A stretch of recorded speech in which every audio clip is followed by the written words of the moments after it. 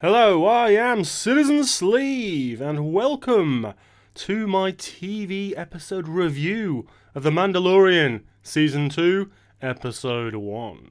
Now, I rather liked the old first season of The Mandalorian on Disney+.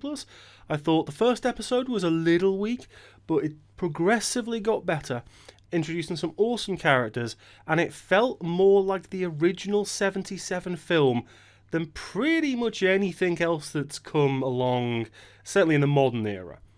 So I really quite dig this season, and it starts really well, I think, this episode. It really does. Now, I'm going to talk generally first, and then I'll just say, 'tis spoiler time, and then I'll be getting into the old spoilers. Now, obviously, Jon Favreau created the series. He directs this episode. Pedro Pascal returns as Mando, the Mandalorian, Din Djarin. And he is, basically at the end of Season 1, he is trying to escape as quickly as he can from the one Moff Gideon. I'll leave it there in case I don't want to spoil it, if people haven't seen the end of Series 1. But he's trying to escape, and he's trying to find Baby Yoda's kind, the other Yodas. And he's trying to find other Mandalorians because he believes they'll be able to help him do that. So that's the premise of the episode, essentially. He finds out after going to what is like an underground fighting arena, which is a really good scene, actually, where some violence ensues after two Gregorian guards in the middle are kind of beating each other with giant axes. And he shakes someone down in order to get the location of another Mandalorian who happens to be on that great dusty old planet, Tatooine. So off he goes. Mando and Baby Yoda head to Tatooine, and they come across another port, kind of like Mos Eisley. I forget the name right now, but it's a port which has been ravaged by raiders and looters after Jedi, and it's on its last legs. It's not going to last much longer. And the cool thing about it is he meets what initially looks like Boba Fett. Some guy is wearing Boba Fett's armor, and they meet in this bar, and there's a bit of a challenge, and then boom, he sits down, they have a chat, and they work something out, a little deal, in order for this giant beastie called a crate dragon to be killed, to stop it running through the town and destroying people and homes and all that kind of stuff.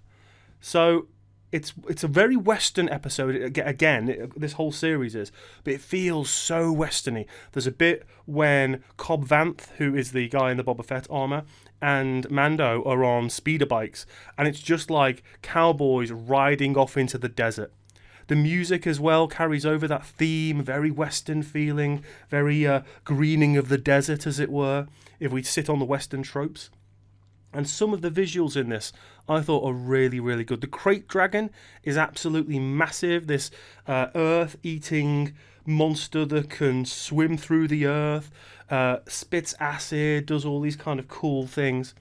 And so, in the end, they have to find a way to bring everyone together, much like in a Western game, you bring the town together to ward off the posse that's coming in, and they work together to create a situation where they can try and destroy this creature. Okay, so I thought it was really good. It's a great way to start Season 2, and I really think anyone who enjoyed the first season is very much going to like this. So, recommended watch. Now, 'tis spoiler alert! Okay, let's get into it. So, Cobb Vanth is played by Timothy Olyphant, and he's basically wearing Boba Fett's armor, and we know immediately. Anyone who knows Boba Fett knows that's his armor. And Mando sits down, and he takes his helmet off, and so he knows immediately, Mando knows this is not Boba Fett, or this is not a Mandalorian.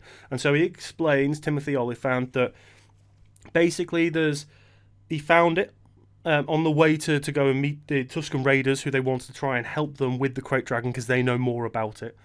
They basically go off, and he tells this whole story about how the town was hit by looters and raiders, and he had to get away, and he took a load of expensive crystals with him, and he stumbled into a desert, and he came across the Jawas, and they took him onto one of their big vehicles, or crawlers, and ended up trading those crystals for Boba Fett's armor. So I'd love to know that backstory. You know? Like the Sarlacc pit and how he got out and why the armor's there and all this kind of stuff. So we'll see what happens with that. But I was pretty intrigued, I have to say. Then he ends up going with Cobb Vanth to meet the Raiders, and you get what I haven't seen before with the Tusken Raiders, which is kind of a little bit about their culture. So Mando can speak their language, which is like clicks and sign language. And in the end, they come up with this plan to dig a hole underneath the cave in which the Krayt Dragon is in order to blow it up. And the deal is that if Cobb Vanth is helped by Mando do this, that Boba Fett armor goes back to the Mandalorian himself. So I thought that was a really interesting premise as well. So they have this big sequence where they get all the townspeople together and they meet up with the Raiders, and there's a bit of animosity there, but they all get along in the end.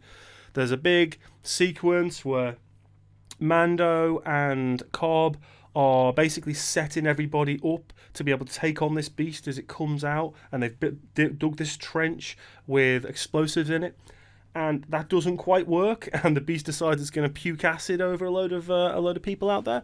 Then they jetpack off, as your bounty hunters do, as your Mandalorians do, and kind of follow it around this top of a cave structure, firing at it, and eventually Mando manages to essentially take what looks like a bantha strapped with explosives and just make the beast eat it, and it goes kaboom!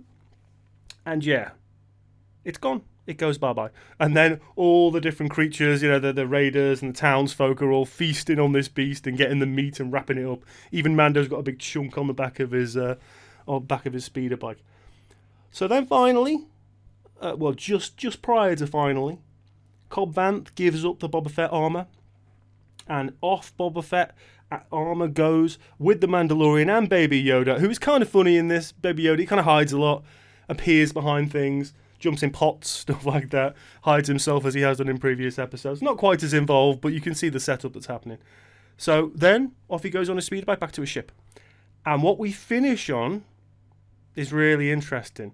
There's a little bit of foreshadowing, because they mention that the pit that the Krayt Dragon lives in was formerly a Sarlacc pit. So what do we get at the very end? We get a shot of a grizzled, old-looking Tamora Morrison, of course the actor who played Jango Fett in the prequel trilogy films, just looking across at where everything's just happened and then turning around and walking off. Now, is he going to play Boba Fett? I mean, it's pretty there, Boba Fett's armor. He was Jango Fett. He would be an older Boba Fett now. I would just love the idea of him hooking up for at least part of the series to help Mando try and find Yoda's people, as it were. But yeah, I was really impressed, guys. I very much recommend the episode, and I think it's a great start to what could be an excellent second series. And the production values, sky high good. Music is great, the acting is great, the performances are really excellent, and it's just a top-notch episode of what I will believe to be a top-notch future series. Alright, thank you very much for watching and listening. If you enjoyed this TV episode review of The Mandalorian Season 2 Episode 1, please leave a like. Please share my videos. This is what I do full time now, so I'd absolutely love people to get on and watch me on Twitch and share my videos far and wide, get as many people watching as possible, sub to the channel, and of course, talk to me in the comments. Do you like The Mandalorian? Did you like the first season? Did you enjoy this episode of the second season and you're looking forward to what's coming?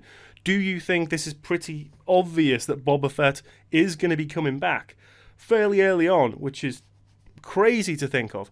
What are your thoughts on this little mini TV event we're getting in November? Right, take it easy, folks. I'll see you in the next vid.